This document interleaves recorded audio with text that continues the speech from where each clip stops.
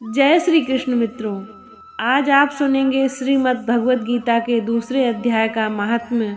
तो आइए मित्रों, बिना देर किए हुए इस कथा का आरंभ करते हैं। श्री भगवान विष्णु कहते हैं, प्रिय, अब दूसरे अध्याय के महात्म्य बतलाता हूँ। दक्षिण दिशा में वेद वेदता ब्राह्मणों के पुरंदरपुर नामक नगर में देवशर्मा नामक एक विद्वान ब्राह्मण रहता था। वह अतिथियों की सेवा करने वाला, स्वाध्यायशील, वेद शास्त्रों का विशेषज्ञ, यज्ञों का अनुष्ठान करने वाला और तपस्वियों के सदा ही प्रिय था। उसने उत्तम द्रव्यों के द्वारा अग्नि में हवन करके दीर्घ काल तक देवताओं को तृप्त किया, किंतु उस धर्मात्मा ब्राह्मण को कभी सदा रहने वाली शांति नहीं मिली। वे परम कल्याणमय तत्व का ज्ञान प्राप्त करने की इच्छा से प्रतिदिन प्रचुर सामग्रियों के द्वारा सत्य संकल्प वाले तपस्वियों की सेवा करने लगा। एक दिन इस प्रकार शुभ आचरण करते हुए उसके समक्ष एक त्यागी संत प्रकट हुए। वे पूर्ण अनुभवी, शांत चित्त थे। निरंतर परमात्मा के चिंतन में संलग्न होकर वे सदा आनंद विभोर रहते थे। उन नित्य संतुष्ट तपस्वी संत को शुद्ध भाव से प्रणाम करके देवशर्मा ने पूछा, महात्मन, मुझे सदा रहने वाली शांति कैसे प्राप्त होगी? तब उन आत्मज्ञानी संत ने कहा, ब्राह्मण, सौरपुर नाम का निवासी मित्रवान, जो बकरियों का चरवाहा है, वही तुम्हें उपदेश देगा।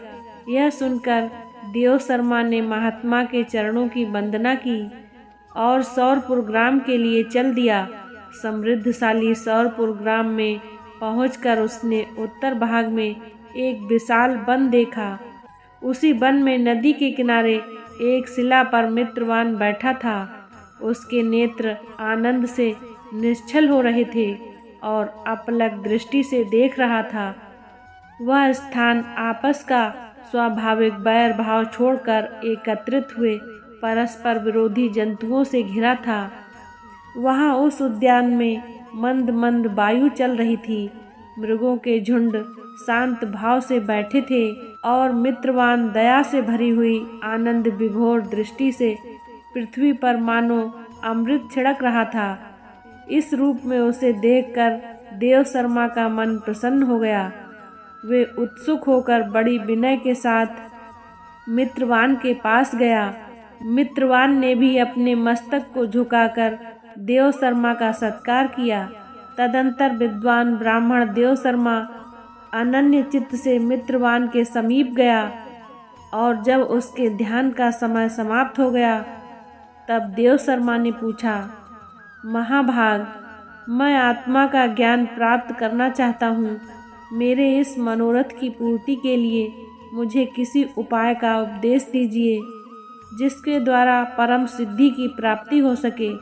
देवशर्मा की बात सुनकर एक क्षण तक कुछ विचार करने के बाद मित्रवान ने कहा, महानुभाव, एक समय की बात है, मैं वन के भीतर बकरियों की रक्षा कर रहा था। इतने में ही एक भयंकर बाघ पर मेरी दृष्टि पड़ी। ऐसा लग रहा था कि मानो वह सबको खा लेना चाहता है।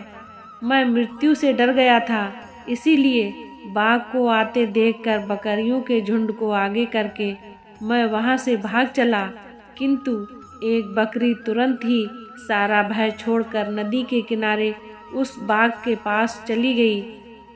फिर तो बाघ भी द्वेष छोड़कर चुपचाप खड़ा हो गया। बाघ को इस अवस्था में देखकर बकरी बोली, बाघ, तुम्हें तो उत्तम भोजन प्राप्त हुआ है। मेरे शरीर से मांस निकालकर प्रेम पूर्वक खाओ ना। तुम इतनी देर से खड़े क्यों हो? तुम्हारे मन में मुझे खाने का विचार क्यों नहीं हो रहा है? तब बाघ बोला, बकरी, इस स्थान पर आते ही मेरे मन से द्वेष का भाव निकल गया है। भूख प्यास भी मिट गई है, इसीलिए पास आने पर भी अब मैं तुम्हें खाना नहीं चाहता हूँ। तब बकरी बोली, न जाने मैं कैसे निर्भय हो गई हूँ। यदि तुम जानते हो तो बताओ, इसका क्या कारण हो सकता है? तब बाघ ने कहा, मैं भी नहीं जानता। वही सामने एक वृक्ष की शाखा पर एक बंदर था। चलो सामने उस वृक्ष पर बैठे बंदर से पूछते हैं। ऐसा निश्चय करके वे दोनों वहाँ से चल दिए। उन दोनों के स्वभाव में यह विचित्र परिवर्तन देखकर मैं बहुत विस्मय में पड़ गया। इतने में उन्होंने उस बंदर से प्रश्न किया। उसके पूछने पर बानर राज ने कहा, श्रीमान सुनो, इस विषय में मैं तुम्हें प्राचीन कथा सुनाता हूँ। यह सामने वन के भीतर जो बहुत बड़ा मंदिर है, उसकी ओर देखो। इसमें ब्रह्मा जी का स्थापित किया हुआ एक शिवलिंग है। पूर्व काल में यहाँ सुकर्मा नामक एक बुद्धिमान ब्राह्मण रहते थे, जो तपस्या में संलग्न होकर इस मंदिर में उपासना करते थे।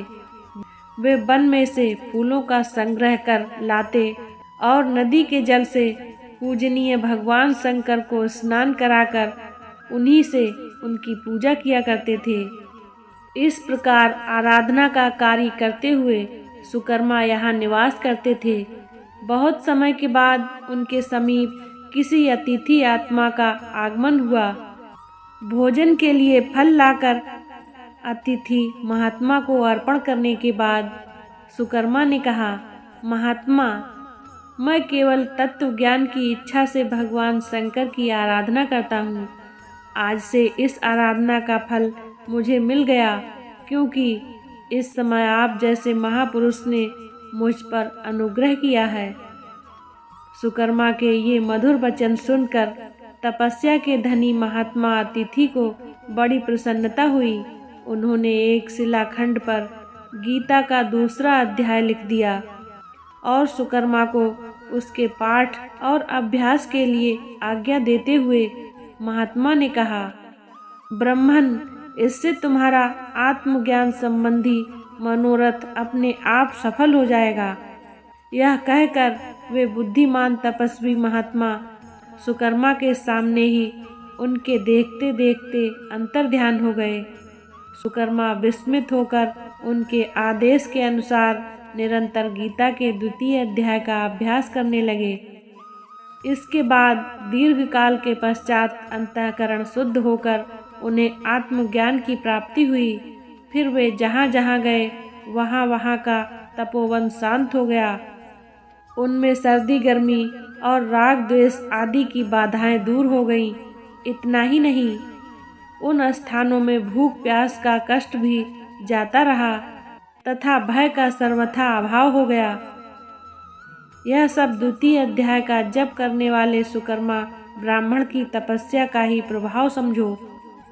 तब मित्रवान कहता है, बानर राज के इस प्रकार बताने पर मैं प्रसन्नता पूर्वक बकरी और बाघ के साथ उस मंदिर की ओर गया। वहां जाकर शिलाखंड पर लिखे हुए गीता के द्वितीय अध्याय को मैंने देखा और पढ़ा।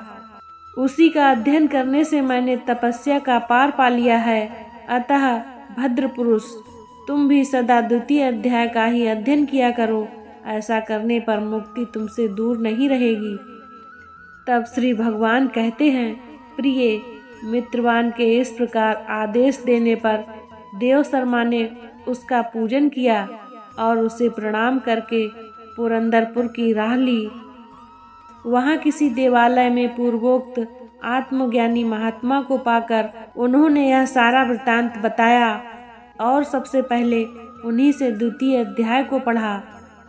उनसे उपदेश पाकर शुद्ध अंतःकरण वाले देव शर्मा प्रतिदिन बड़ी श्रद्धा के साथ द्वितीय अध्याय का अध्ययन करके ब्रह्म ज्ञान में लीन होकर परम पद प्राप्त हुआ। मित्रों, भागवत कथा का दूसरा अध्याय सुनने के लिए धन्यवाद। इसी तरह की ज्ञानवर्धक कथा कहानियों को सुनने के लिए चैनल को सब्सक्राइब करें, वीडियो को लाइक करें। धन्यवाद। जय श्री कृष्ण।